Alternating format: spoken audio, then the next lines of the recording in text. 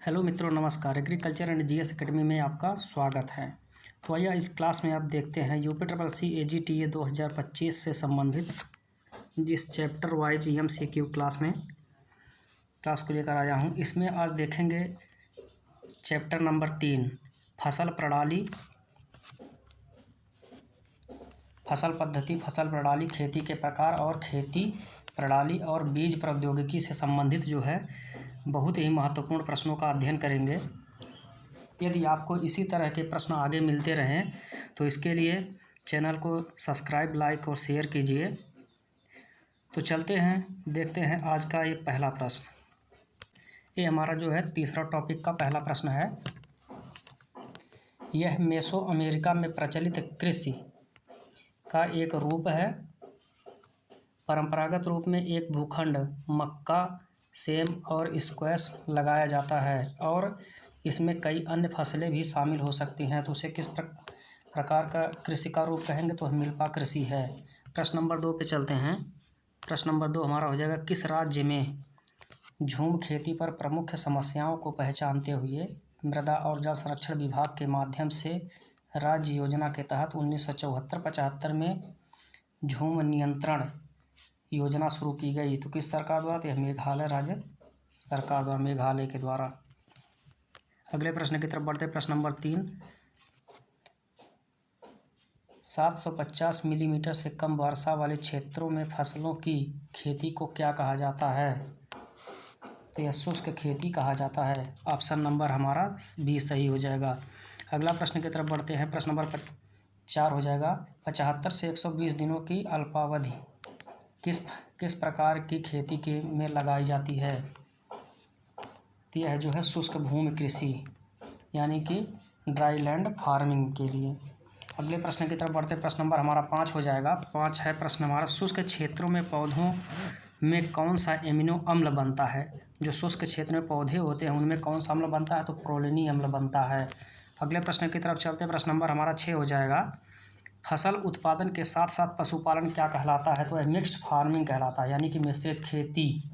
एक होता है मिक्स्ड क्रॉपिंग यानी कि जिसमें दो से अधिक फसलों या 2 फसलों को मिक्स करके बनाता है। एक होता है मिक्स्ड फार्मिंग जिसमें पशुपालन प्लस खेती, तो वही है मिक्स्ड फार्मिंग। अगले प्रश्न के चलते हैं। प्रश्न नंबर 7। प्रश्न नंबर 7 हमारा है, भारत में कार्बनिक खेती के प्रमाणीकरण करता है? तो भारत में कार्बनिक खेती का प्रमाणीकरण कौन करता है? तो ऑप्शन नंबर हमारा बी सही हो जाएगा। Agricultural and processed food product export development authority, इसके द्वारा किया जाता है। तो ऑप्शन नंबर हमारा बी सही हो जाएगा। अगले क्वेश्चन की तरफ चलते। प्रश्न नंबर हमारा 8 हो जाएगा, भारत में कार्बनिक खेती में अग्रणी राज्य कौन सा है? तो यह जो है मध्य प्रदेश है। अगले प्रश्न की तरफ बढ़ते हैं। प्रश्न नंबर 9, NOFRI स्थित है, तो यह कहाँ पर स्थित है? यह जो है सिक्किम यानी गंगटोक में स्थित है। इसका फुल फॉर्म होता है national organic farming research institute. National organic farming research institute इसका फुल फॉर्म होता है। अगले प्रश्न की तरफ बढ़ते हैं। शुष्क खेती वाले क्षेत्रों में फसल का काल कितने दिन का होना चाहिए? तो यह जो है 75 दिन से कम होना चाहिए। शुष्क खेती वाले क्षेत्रों में फसलों की जो लंबाई अवधि होती है। अगले प्रश्न की तरफ चलते हैं। प्रश्न नंबर हमारा जो है 10 हो जाएगा, 11 कार्बनिक खेती शब्द दिया था, तो किसने दिया था? यह जो है लॉर्ड वाल्टर नॉर्थबोर्न ने दिया था। अगला देखते हैं प्रश्न नंबर 12, आधुनिक एरोपोनिक्स के जनक कौन हैं? तो आपको बताना प्रश्न नंबर 12 में आधुनिक एरोपोनिक्स के जनक रिचर्ड जे स्टोनर हैं। प्रश्न नंबर 13 देखते हैं। प्रश्न नंबर 13 है, निम्न में से पर्णरंध्र बंद रखने वाला रसायन है? यह PMA है। इसका नाम होता है फिनाइल मर्क्यूरिक एसीटेट। तो ऑप्शन नंबर हमारा ए सही हो जाएगा। अगले प्रश्न की तरफ चलते हैं। प्रश्न नंबर हमारा 14 हो जाएगा, शुष्क भूमि जो है, शुष्क भूमि अधिकांशतः मिट्टी में कार्बनिक पदार्थ की मात्रा कितनी होती है? तो यही 1% से कम होती है। अगले प्रश्न की तरफ बढ़ते हैं। हमारा प्रश्न नंबर 15 हो जाएगा, निम्नलिखित आर्थिक गतिविधियों को उल्लेखित श्रेणियों से मिलाइए। आपको मिलाना है। प्राथमिक गतिविधि या प्राथमिक क्षेत्र में जो होता है यह कृषि और पशुपालन होता है। द्वितीयक क्षेत्र में बेकिंग और वीविंग मतलब किसी कच्चे प्रोडक्ट को लेकर उसका बना देना, मतलब दूसरा प्रोडक्ट में तैयार करने से आलू से चिप्स बना देना। तृतीयक में व्यापार और परिवहन आ जाएगा। इसलिए हमारा राइट आंसर हो जाएगा 2, ए का 2, बी का 1, ये 2, 1, 3 हो जाएगा। तो 2, 1, 3 में ऑप्शन नंबर जो है बी में सही है। राइट आंसर हमारा हो जाएगा ऑप्शन नंबर बी। अगले प्रश्न की तरफ बढ़ते हैं। प्रश्न नंबर 16, रेमेट शब्द का अर्थ होता है। तो रेमेट शब्द का अर्थ क्या होता है? क्लोनल का चयन होता है। 17वां प्रश्न पे चलते हैं। काटो और जलाओ कृषि का एक उदाहरण है। तो यह स्थानांतरित, जिसको शिफ्टिंग कल्टीवेशन कहते हैं, स्थानांतरित या झूम कृषि कहते हैं। काटो और जलाओ, वनों को काट देते हैं, काट के जला कर उस पर खेती करते हैं। अगले प्रश्न पे बढ़ते हैं। प्रश्न नंबर हमारा 18 हो जाएगा। भूमि पर अधिक जनसंख्या दबाव वाले क्षेत्रों में किस प्रकार की खेती की जाती है? जहाँ पे अधिक जनसंख्या घनत्व होता है वहाँ पर गहन खेती यानी कि इंटेंसिव फार्मिंग की जाती है। अगले प्रश्न की तरफ बढ़ते हैं। प्रश्न नंबर हमारा 19 है। मिट्टी को खिलाओ पौधों को नहीं नारा किस खेती का है? यह इको फार्मिंग का है, पारिस्थितिकी खेती। ऑप्शन ए सही हो जाएगा। प्रश्न नंबर हम 20 देखते हैं। प्रश्न नंबर हमारा 20 है। वन स्टार रिवॉल्यूशन के लेखक कौन हैं? तो वन स्टार रिवॉल्यूशन के लेखक जो है मसानोबु फुकुओका, यह जापान के हैं। इस बुक में इन्होंने जो है प्राकृतिक खेती का मतलब वर्णन किया है। इस बुक में यह जो है प्राकृतिक खेती के जनक कहे जाते हैं। प्राकृतिक खेती के यह जनक हैं। प्राकृतिक खेती के विश्व लेवल पर मसानोबु फुकुओका जनक हैं और भारत में सुभाष पालेकर जी हैं। अगले प्रश्न की तरफ बढ़ते। प्रश्न नंबर हमारा 21 हो जाएगा। शुष्क खेती और शुष्क भूमि क्षेत्र में किस प्रकार के फसल पैटर्न का उपयोग किया जाता है? तो आपको बताना प्रश्न नंबर 21 का कौन सा आंसर हो जाएगा। तो इसमें जो है एकल प्रणाली और मिश्रित दोनों प्रकार के पैटर्न का प्रयोग किया जाता है, इसलिए हमारा ऑप्शन नंबर डी सही हो जाएगा। अगले प्रश्न की तरफ बढ़ते। प्रश्न नंबर हमारा 22 हो जाएगा। देश में शुष्क खेती एवं शुष्क भूमि खेती में योगदान है। तो ये जितने दिए हैं सभी मोटे हैं, ये सभी सही हैं। मोटे अनाजों का 90% योगदान है, दाल का 91%, तिलहन में 80% योगदान है, यानी कि उपरोक्त में से सभी। ऑप्शन नंबर हमारा डी हो जाएगा। अगले प्रश्न की तरफ बढ़ते। प्रश्न नंबर हमारा 23 जगह। शुष्क भूमि कृषि के लिए अखिल भारतीय समन्वित अनुसंधान परियोजना कब लागू की गई? तो यह जो है अगस्त 1970 ईस्वी में लागू की गई थी।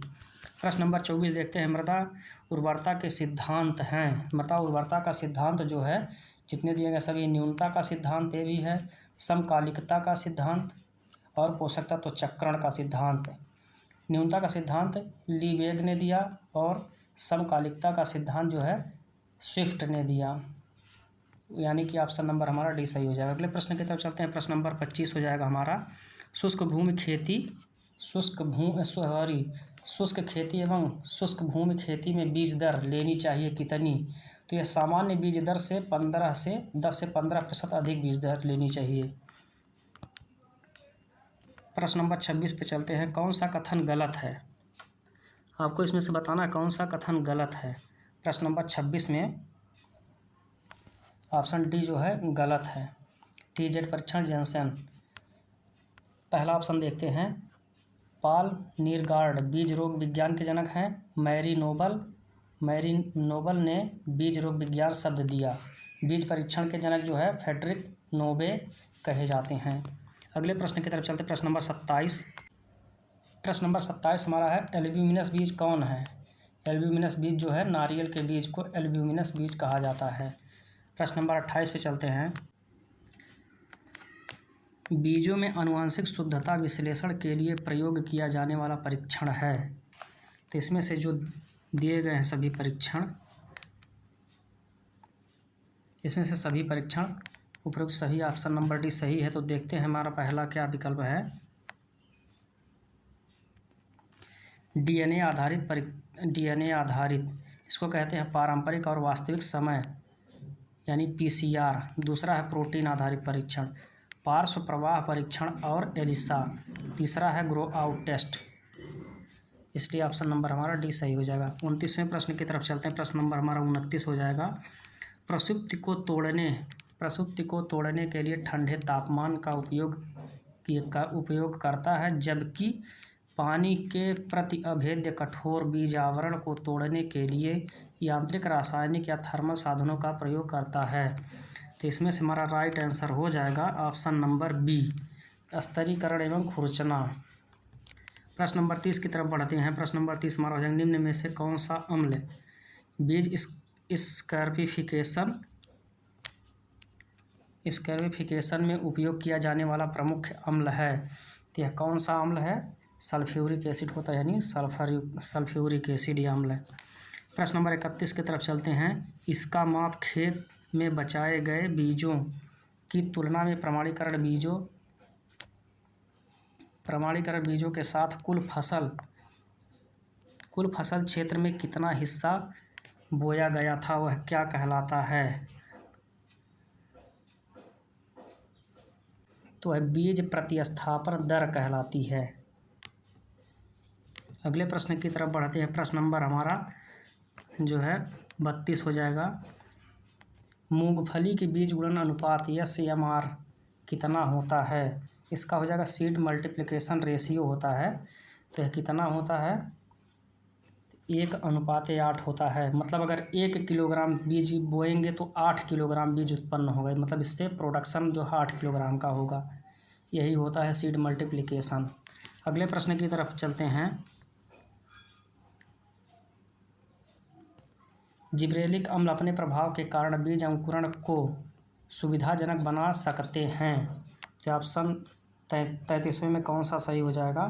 तो ऑप्शन नंबर सी सही हो जाएगा, हाइड्रोलाइजिंग एंजाइमों के उत्पादन से। प्रश्न नंबर हम 34 देखते हैं। प्रश्न नंबर 34, बीज उत्पादन वाले खेत में अन्य किस्मों के पौधे को निकालना क्या कहलाता है? अन्य किस्म के जो रहते हैं उसे रोगिंग कहते हैं। जैसे मान लीजिए जो PBW 343 लगाया गया है, उसमें सोनालिका गेहूं का बीज आ गया, तो उसको सोनालिका वाले को निकालने को हम रोगिंग कहेंगे। मतलब एक किस्म रहे उसी जात के, फिर दूसरी किस्म को, अन्य किस्म को निकालने को। अगले प्रश्न की तरफ चलते हैं। प्रश्न नंबर हमारा 35 हो जाएगा। कौन सा कथन गलत है? तो आपको बताना है प्रश्न नंबर 35 में कौन सा कथन गलत है। तो यह पहला ही गलत है। राष्ट्रीय बीज जो निगम है 1966 में यह नहीं है, यह जो है 1963 में है, नेशनल सीड कॉरपोरेशन। और जितने सभी विकल्प दिए गए सभी सही हैं। राष्ट्रीय बीज प्रमाणीकरण मानक 1971, बीज नियंत्रण आदेश 1983, नई बीज नीति जो है यह 2002। अगले प्रश्न की तरफ चलते हैं। अगला प्रश्न हमारा है, बीज नमी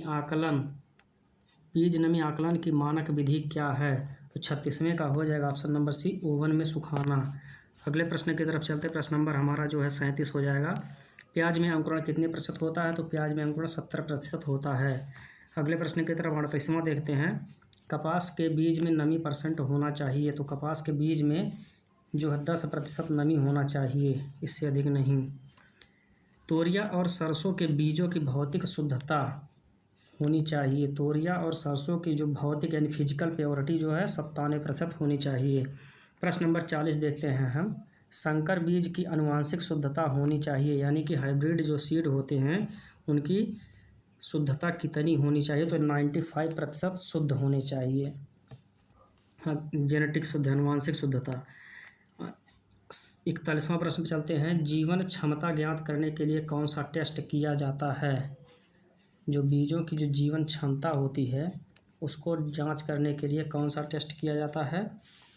तो टेट्राजोलियम टेस्ट किया था और बायोलॉजिकल टेस्ट दोनों किए थे, इसलिए हमारा ऑप्शन नंबर डी सही हो जाएगा। 42वें प्रश्न की तरफ चलते हैं। प्रश्न नंबर हमारा 42 हो जाएगा। प्रमाणित बीज जो होता है उस पर टैग किस रंग का होता है? तो प्रमाणित बीज पर हमारा नीले रंग का टैग लगाया जाता है। आधारी में सफ़ेद होता है। अगले प्रश्न की तरफ चलते हैं। 43वां क्वेश्चन हमारा है, अधिकांशतः अनाज फसलों के बीज होते हैं, किस प्रकार के होते हैं? रूढ़िवादी और हाइपोजियल होते हैं, मतलब अधोभूमिक अंकुरण पाता है। अगले नेक्स्ट क्वेश्चन पे चलते हैं।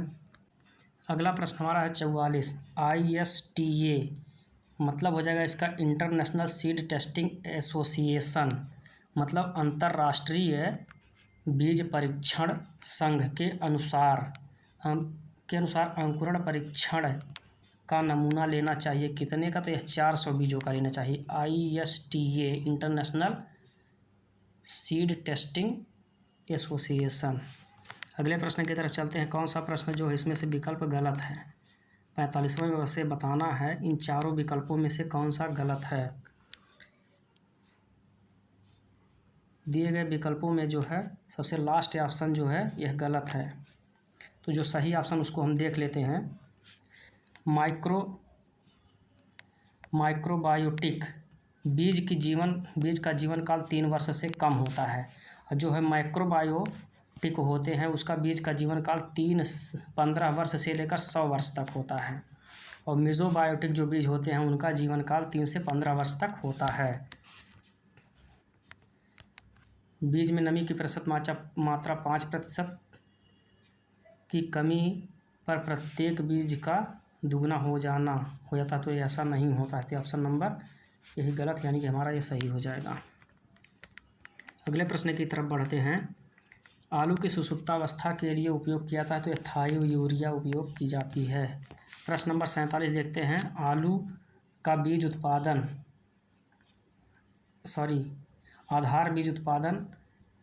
आधार बीज का उत्पादन करते हैं, किससे करते हैं? कि यह जो है न्यूक्लियस सीड हो जाएगा। 47वें का हमारा नहीं, प्रजनक सीड जो है इसमें ऑप्शन नंबर ये सही हो जाएगा, ब्रीडर सीड से। इसमें आधार बीज पूछा था, आधार से प्रजनक उत्पन्न करते हैं। प्रजनक से आधार बीज को उत्पन्न करते हैं। 48वें प्रश्न पे चलते हैं। अरंडी के 1000 बीजों का भार होता है, तो अरंडी के 1000 बीजों का भार जो है 100 से 150 ग्राम होता है। अगला प्रश्न की तरफ चलते हैं। भ्रूण की पोलैरिटी होती है, तो भ्रूण की पोलैरिटी 2n होती है। अगले प्रश्न की तरफ बढ़ते हैं। प्रश्न नंबर हमारा 50 हो जाएगा। गोभी वर्गीय फसलों में प्रमाणित बीज उत्पादन के लिए कौन सी विधि का उपयोग करते हैं? तो यह जो सीड टू सीड मतलब बीज से ही बीज का उत्पादन करते हैं। प्रश्न नंबर 51 पे आ जाएंगे। 1 किलो टमाटर बीज उत्पादन के लिए आवश्यक फल की मात्रा होती है, तो 160 किलोग्राम से लेकर 210 किलोग्राम जो है फल की आवश्यकता होती है। प्रश्न नंबर 52 देखते हैं। 1 हेक्टेयर में औसतन टमाटर की बीज प्राप्त किया जा सकता है, तो 1 हेक्टेयर में जो है कितना बीज प्राप्त किया जा सकता है? 100 किलो से लेकर 150 किलोग्राम प्रति हेक्टेयर। अगले प्रश्न की तरफ चलते हैं। प्रश्न नंबर हमारा जो हो जाएगा 53। टमाटर के पके फल से बीज निकालने का कार्य किसके द्वारा किया जाता है? यह किण्वन के द्वारा और यह सीएल विधि के द्वारा, दोनों के द्वारा किया जाता है। तो इसलिए हमारा ऑप्शन नंबर डी सही हो जाएगा, हाइड्रोक्लोरिक एसिड के द्वारा और फर्मेंटेशन के द्वारा। अगले प्रश्न की तरफ चलते। प्रश्न नंबर 54 हमारा हो जाएगा। कौन सा कथन बीज प्रसुप्ति का सबसे अच्छा वर्णन करता है? बीज प्रसुप्ति का कौन सा सबसे अच्छा वर्णन करता है, देख लेते हैं। ऑप्शन 54 का हमारा हो जाएगा ऑप्शन नंबर जो है बी सही हो जाएगा। बीज प्रसुप्ति एक अस्थायी जो है अवस्था है, जहां अनुकूलन परिस्थितियों में भी बीज अंकुरित नहीं होते हैं। प्रश्न नंबर 55 देखते हैं। 55 प्रश्न देखते हैं। बीज कार्य की बीज प्रसुप्ति के संबंध में कौन सा कथन सही, उसको चुनें। ऑप्शन बी और सी सही है, ऑप्शन नंबर डी सही हो जाएगा, बी और सी। तो देख लेते हैं। बी जो है ठंडे तापमान के संपर्क में आने से कार्य की बीज निष्क्रियता दूर हो जाती है।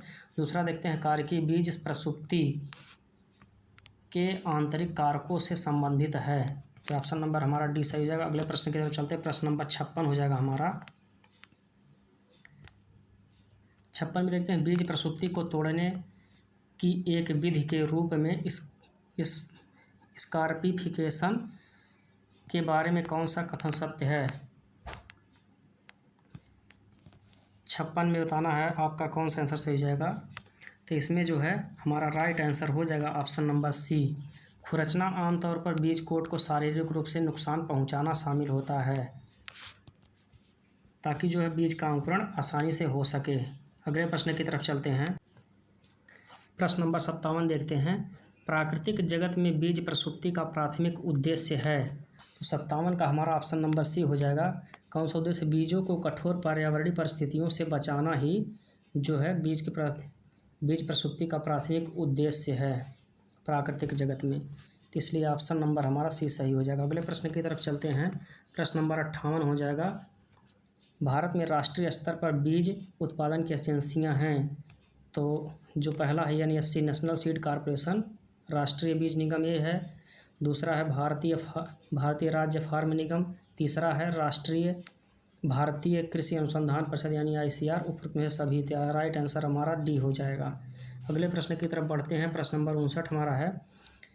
बीज मांग का द्विवार्षिक सर्वेक्षण किस एजेंसी द्वारा किया जाता है? तो यह जो है NSC द्वारा नेशनल सीड कॉरपोरेशन के द्वारा किया जाता है। 60वां क्वेश्चन देखते हैं। कौन सा कथन गलत है? 60 में जो है कौन सा कथन गलत दिया है? तो इनमें से जो है कोई कथन गलत नहीं है, सभी सही हैं। देखते हैं कौन सा सही। बीज समीक्षा टीम STR 1968 में इसकी स्थापना हुई थी। बीज समूह कृषि बीज समूह पर राष्ट्रीय आयोग की स्थापना 1972 में की गई थी और 1986 में तिलहन और दलहन प्रौद्योगिकी मिशन TMOP चलाया गया था। अगले प्रश्न की तरफ चलते हैं। 61वां प्रश्न है। वह स्थिति जिसमें बीज पानी के अवशोषण पर अंकुरित हो सकते हैं और आंतरिक अंकुरण बाधाएं मौजूद नहीं हो तो उसे क्या कहते हैं? उसे क्विसेंस कहते हैं। ऑप्शन नंबर ए सही हो जाएगा। अगले प्रश्न की तरफ बढ़ते हैं। प्रश्न नंबर हमारा हो जाएगा 62। यह बीजों की वह स्थिति है जो पर्यावरणीय अवरोध के कारण अंकुरण में समर्थ होती है, जिसमें पर्याप्त मात्रा में नमी, ऑक्सीजन, प्रकाश और तापमान शामिल होता है। तो क्या कहते हैं उसे? जबरन सुषुप्तावस्था। सब कुछ पर्याप्त मात्रा में होने के बाद भी जर्मिनेशन नहीं होता है, इनफोर्स्ड डॉर्मेंसी कहते हैं। अगले प्रश्न की तरफ बढ़ते। प्रश्न नंबर 63 हमारा हो जाएगा। संकर बाजरा आधार बीज उत्पादन के लिए पृथक्करण दूरी। संकर बाजरा का जो आधार बीज पृथक्करण दूरी देखते हैं तो इसमें जो है ऑप्शन नंबर बी सही हो जाएगा। 1000 मीटर संकर बाजरा का सीड प्रोडक्शन करने के लिए डिस्टेंस रखते हैं, आइसोलेशन डिस्टेंस। अगला प्रश्न की तरफ चलते हैं। प्रश्न नंबर हमारा जो है 64 हो जाएगा। ढलानदार भूमि पर स्थित बगीचे में इस क्रिया को अपनाया जाता है, खासकर जब ढलान 10% से अधिक हो। इस प्रणाली में पेड़ों के बीच के अंतराल में बिना जुताई या मल्चिंग के घास उगाई जाती है। तो उसे क्या कहते हैं? ऑप्शन देख लेते हैं। तो उसे सोड कल्चर कहते हैं। ऑप्शन नंबर हमारा जो है बी सही हो जाएगा। सोड कल्चर ए सही होगा। सोड कल्चर। टमाटर में फांस फसलें के रूप में गेंदे का उपयोग निम्नलिखित में नियंत्रण के लिए करते हैं। तो नंबर 1 तो रूट नॉट को नियंत्रित करता है और फली छेदक को भी नियंत्रित करता है। इसलिए जो है हमारा ऑप्शन नंबर डी सही हो जाएगा, ए और बी। प्रश्न नंबर 66 की तरफ चलते हैं। एक खेत में अलग अलग ऊंचाई वाली फसलें एक साथ लगाना क्या कहलाता है? तो यह जो कहलाता है मल्टी स्टोरी क्रॉपिंग कहलाता है। अगले प्रश्न की तरफ बढ़ते हैं। प्रश्न नंबर हमारा 67 हो जाएगा। मिश्रित फसल कौन से क्षेत्रों में लगाते हैं? तो मिश्रित फसल जो है यह शुष्क क्षेत्रों यानी कि ऑप्शन नंबर हमारा 20 है, बारानी क्षेत्र या शुष्क क्षेत्रों में लगाते हैं। अगले प्रश्न की तरफ चलते हैं। प्रश्न नंबर हमारा 68 हो जाएगा। किसी खेत में एक वर्ष में एक फसल उगाई जाए तो उसे क्या कहते हैं? तो उसे जो है एक साल में एक ही खेत में एक ही फसल लगाइए तो उसे मोनोक्रॉपिंग कहते हैं। और मोनोकल्चर उसे कहते हैं कि मतलब एक ही खेत रहे, एक ही फसल रहे, वो बार बार वही फसल उगाई जाए तो उसे मोनोकल्चर कहते हैं। जैसे यहाँ पश्चिम बंगाल और उड़ीसा राज्यों में धान की कई फसलें ले जाती हैं एक ही सीजन में या जो है एक ही वर्ष में, उसे मोनोकल्चर कहते हैं। बार बार एक ही खेत में एक ही फसल ली जाती है। अगले प्रश्न की तरफ बढ़ते हैं। प्रश्न नंबर हमारा जो है 69 हो जाएगा। किसी निश्चित स्थान पर निश्चित समय में फसलों को लगाने का तरीका, अंतराल और क्रम को कहते हैं। तो 69 का हमारा हो जाएगा यह, आपको बताना है, फसल पद्धति कहते हैं। ऑप्शन नंबर ए सही हो जाएगा। 70 प्रश्न पे चलते हैं। फसल को रिले फसल को कहते हैं। रिले फसल को क्या कहते हैं? ओवरलैपिंग क्रॉपिंग सिस्टम कहते हैं, उतेरा फार्मिंग और पेरा फार्मिंग सभी कहते हैं, उपरोक्त में सभी। 71वां देखते हैं प्रश्न। ऊर्जा फसल किसे कहते हैं? ऊर्जा यानी एनर्जी क्रॉप या गन्ना को कहते हैं। 72वां क्वेश्चन देखते हैं। कौन सी फाउल फसल का उदाहरण है? तो फाउल फसल जो होती है ऊपरी जो भूमि पर चावल बोया जाता है उसे हम फाउल फसल कहते हैं। ऊपरी भूमि पर सीधे बोया गया चावल, धान की फसल को।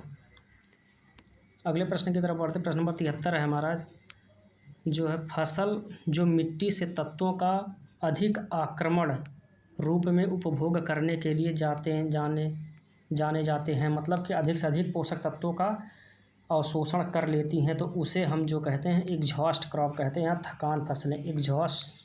एग्जॉस्ट क्रॉप कहते हैं थकान फसलें, मतलब वह ज़मीन को थका देती है, उसका अवशोषण पोषक तत्वों का कर लेती है। अगले प्रश्न की तरफ चलते हैं। प्रश्न नंबर हमारा 74 हो जाएगा। दो मुख्य फसलों के बीच में छोटे अंतराल पर उगाई जाने वाली फसल ऐसे समय में जब कोई मुख्य फसल नहीं उगाई जाए तो उसे क्या कहते हैं? तो उसे कैच क्रॉप कहते हैं। कैच क्रॉप या आकस्मिक क्रॉप कहते हैं। 75वां क्वेश्चन देखते हैं। 75 क्वेश्चन हो जाएगा। एक किसान के पास 6 हेक्टेयर भूमि है। 5 हेक्टेयर में बुआई में वह 5 हेक्टेयर में खरीफ की बुआई, 4 हेक्टेयर में रबी के मौसम की बुआई और 2 हेक्टेयर में जायद की फसल की बुआई करता है। तो इसकी फसल जो गहनता बतानी है, तो इसकी फसल गहनता हो जाएगी। फसल गहनता का सूत्र होता है कुल बोया गया क्षेत्रफल, मतलब जो है यह 5 हेक्टेयर, 4 हेक्टेयर, 2 हेक्टेयर, 5 4 9 2 11 हेक्टेयर हो गया। उसके बटे में होता है शुद्ध जो है बोया गया क्षेत्रफल। तो 5 यानी कि जिसमें से अधिकतम जो 5 हेक्टेयर बोया गया है, तो शुद्ध कितना एरिया हो जाएगा? शुद्ध एरिया हो जाएगा यह 5 हेक्टेयर और जो है 11, तो 11 गुणे हो जाएगा 100, यहाँ पे हो जाएगा, मतलब टोटल कुल एरिया जो बोया गया 11 हो जाएगा, बटे 5 और गुणे 100 कर देंगे तो हो जाएगा हमारा राइट आंसर सी वाला सही हो जाएगा 220।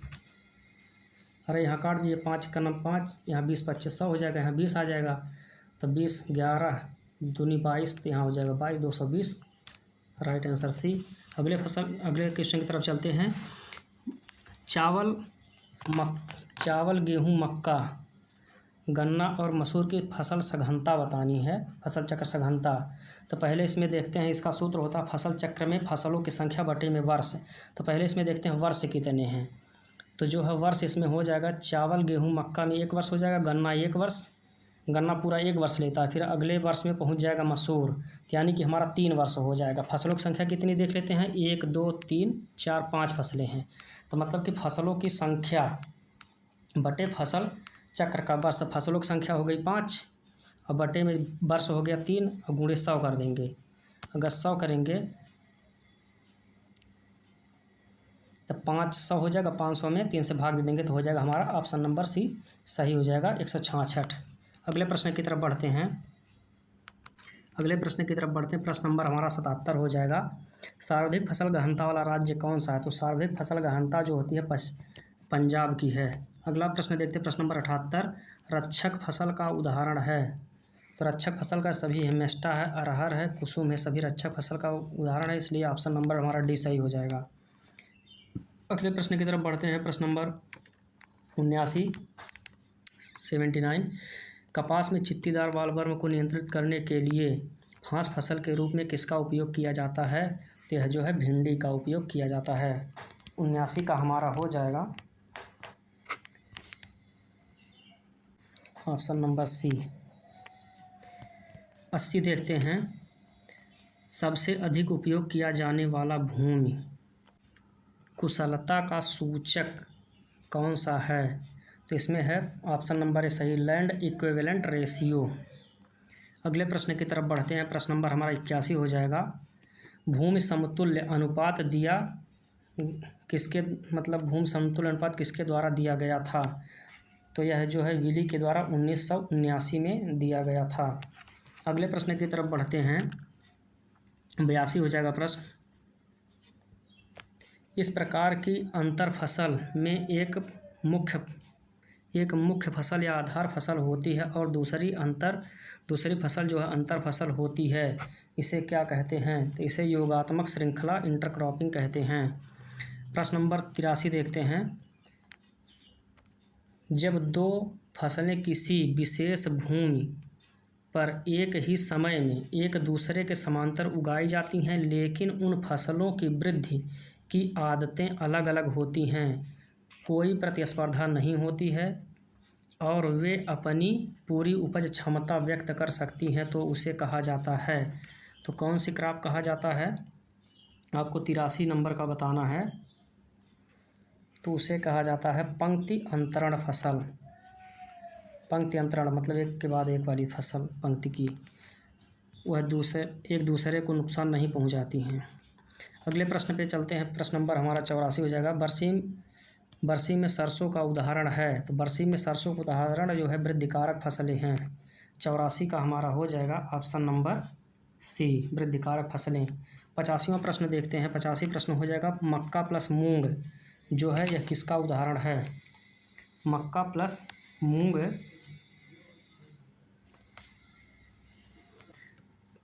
ऑप्शन नंबर ए सही हो जाएगा। पंक्ति अंतर फसल या जो है पैरेलल फसल कहते हैं।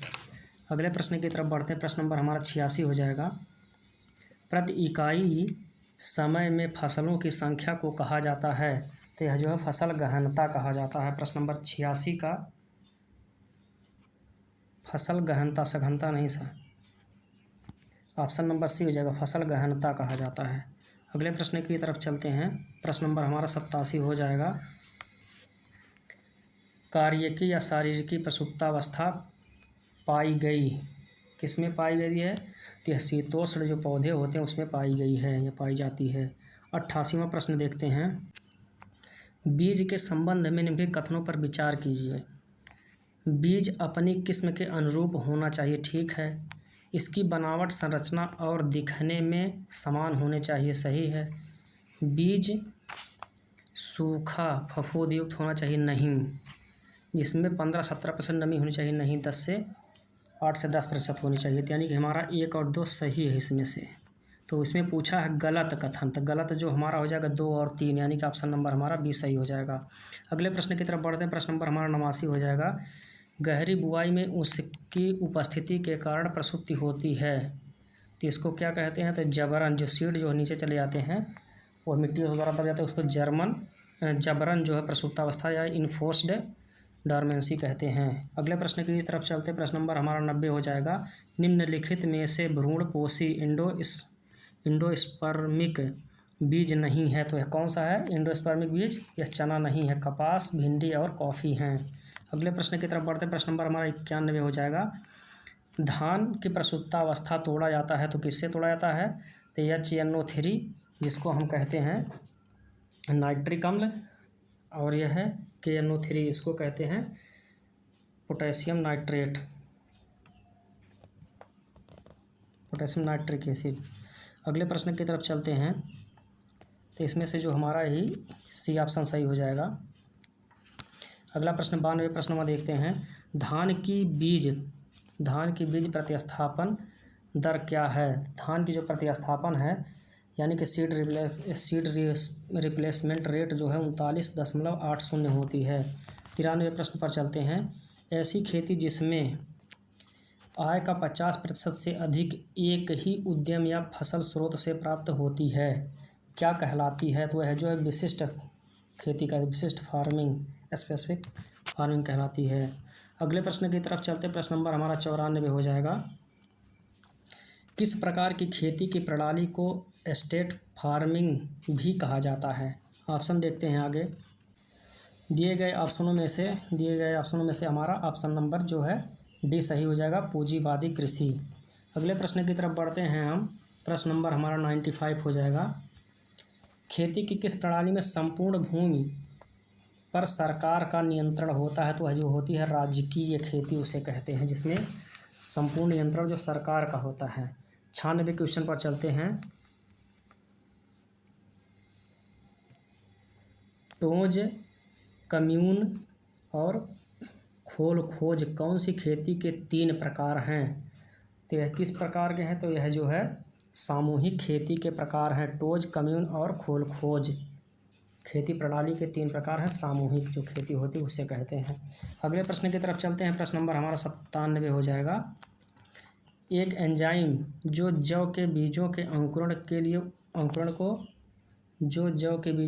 को उत्तेजित कर देता है, तो 97 का हो जाएगा यह ऑप्शन नंबर हमारा डी हो जाएगा, अल्फा एंजाइम। इसका ऑप्शन नंबर डी सही हो जाएगा, अल्फा एंजाइम। 98 क्वेश्चन पर चलते हैं।